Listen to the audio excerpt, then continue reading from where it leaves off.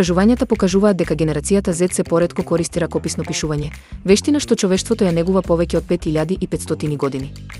Дигиталните технологии и постојаната употреба на тастатури и екрани доведуваат до тоа младите ретко да пишуваат со рака. Според експертите, оваа промена може да има влијание врз когнитивниот развој, меморијата и моторните вештини.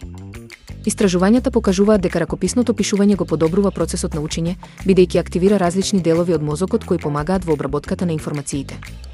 Некои образовни институции веќе преземаат мерки за зачувување на оваа вештина, браќајќи ги ракописните вежби во наставните програми.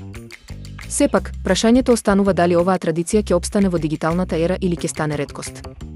Додека технологијата носи многу придобивки, експертите предупредуваат дека губењето на ракописното пишување може да има долгорочни последици.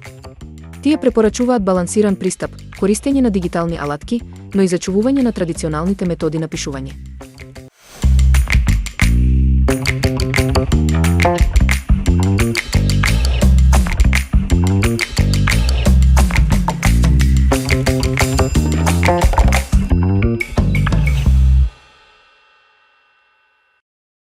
Ако барате брз, вкусен и лесен појадок, пројата со младо сирење е совршен избор. Овој традиционален рецепт комбинира едноставни состојки и дава меко, ароматично печиво кое се топи во уста.